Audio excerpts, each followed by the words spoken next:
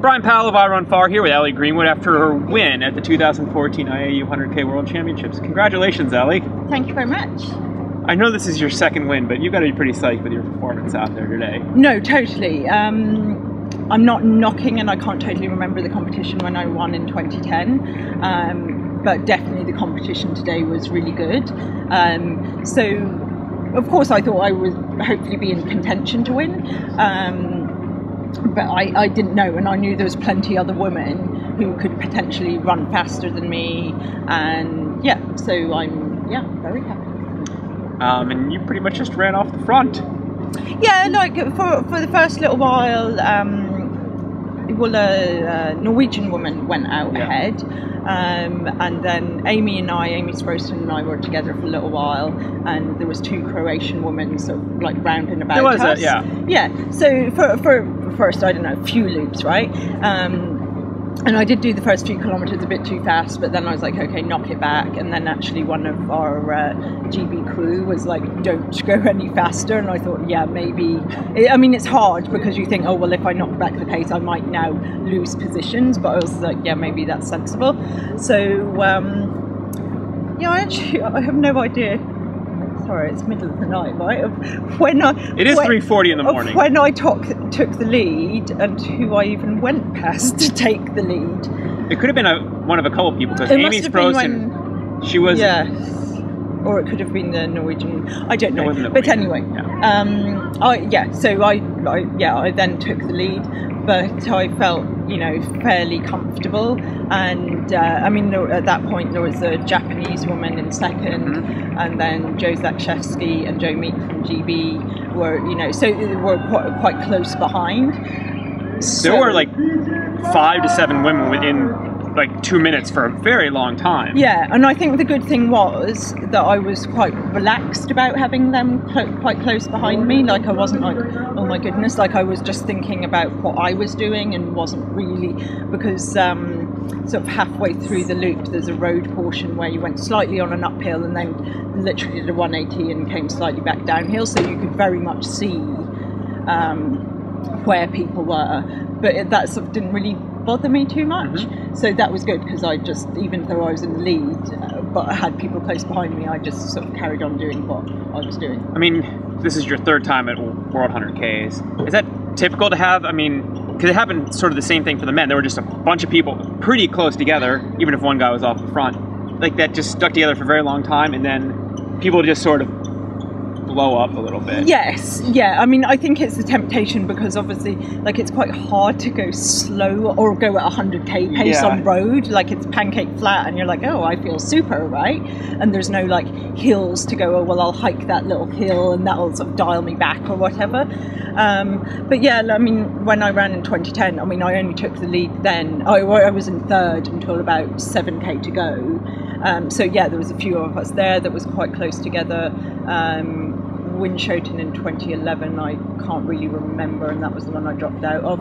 But again, yes, there were people around, and I think it is, I mean, there is usually good competition, right? Like, it's not, there's usually one favourite, and that person is pretty much bound to win. So sort of a different, in terms of your road history, it wasn't you winning at the line. You did, you got a lead and you ran with it. Yeah.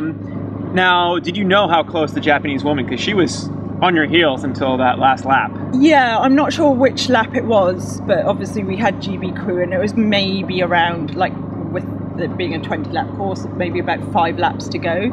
And at that point, again, towards the end of the loop, you could see people, and the crew were like, oh, she's a minute behind you, and she was looking very relaxed and very good. And at that point I was like, well, I don't think I should run any faster, so if she comes past me, she comes past me. But then with each incremental loop, I was getting feedback, and it was like I was drawing away a little bit, which I didn't really do on sort of purpose. Until the last lap, and I was like, okay, let's kind of get this done, and let's not have a sprint finish, because like I said, she was looking good. So it was like, well, if she can push it a little bit and I'm just running in the last loop, then, it could end up like closer than it needs to be. So yeah, I pushed it a little bit. Through all that time, you're really thinking about your own race. I mean, there's a team competition here, but you were running your own Oh yes, I was running my own race, but I mean, again, the really nice thing with quite a few sections where you saw people going back and forth, and like we'd said this, like discussed this before with the GB team. I said, look, can we really try and cheer people on, like our teammates? And I mean, I was cheering on the Swedish people, the US, the Canadians as well. Yeah, so no, and it was good to see like, okay, Joe and Joe were doing well. So, you know, there was like, okay, if we keep it together, we're going to get a really good team result, which in the end, I'm sure with first, third and fourth. You probably are guaranteed. I think we've won. You get 2 golds, you're going. Yes, yeah, which I got in 2010 as well.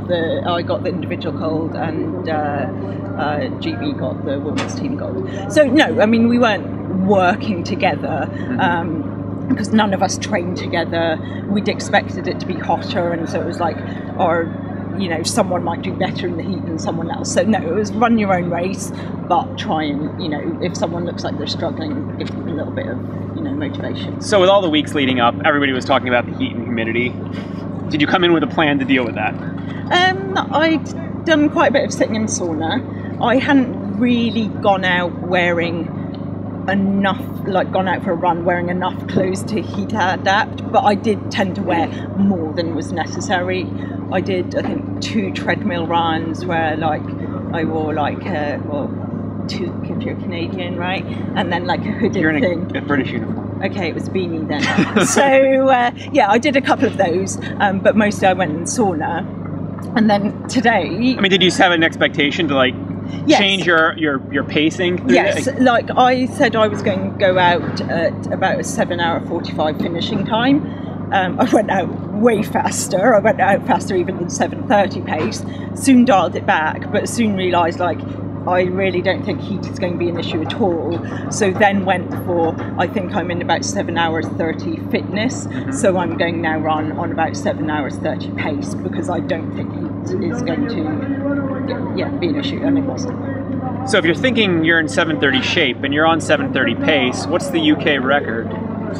I think it's 7:27. Yeah, 7:27. So is that crossing your mind at all during the race? No, not at all. And when I came around for the last loop, it was like, oh, I'm going to have to do like a 21-minute 5k, which wasn't really going to happen. So, and I didn't I mean, I kind of knew the record was 7:27, but I didn't really think about that. I did know Joe Zakrzewski had the Scottish record, which I kind of got at Gibraltar, except the Gibraltar course was short, so that was by 90 some meters. 93 meters, I think. So that was frustrating. So I've at least got the Scottish record. So you did set a national record. I did. Today. Yes. Yes. Congratulations. Thank you. Yeah. You had some niggles kind of leading up to the race, maybe. Yes, I did, which I told very few people about. I feel like I can say that after the race. You can say that after the race. Yeah, so the last race I did was the Rut, which was like early to mid-September. Totally fine. I'd done the summer on trails, and then it was kind of like, and I thought, oh, I'll take like a bit of recovery time, and then I'll start transitioning more to roads, but doing it slowly, so being sensible, and obviously like flatter trails when I was running trails. And then the little fibula from last spring, of spring 2013, started to say hello. I used to say, like, it keeps saying hello, and I don't really want to say hello to it. So obviously, I mean, yeah, that was like, oh my goodness, that was not the thing that I really wanted.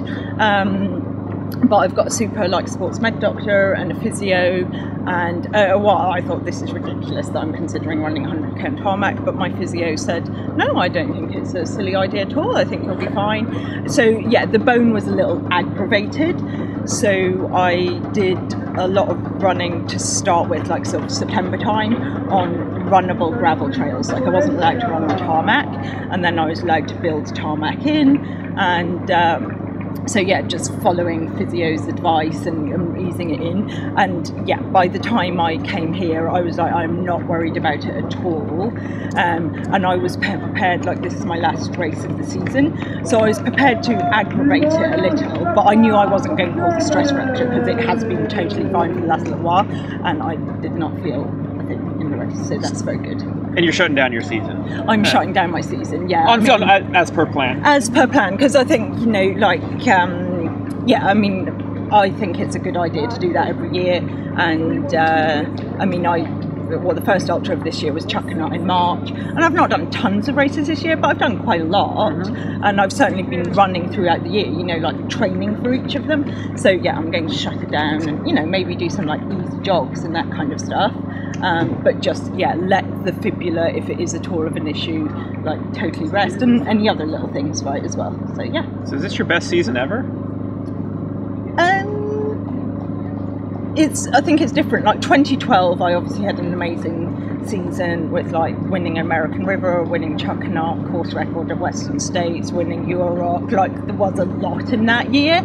So I think I have done less races this year, but then I've won Comrades and I've won World 100k. Yeah. So no, it's been a different, but yeah, definitely a very, I think, successful year.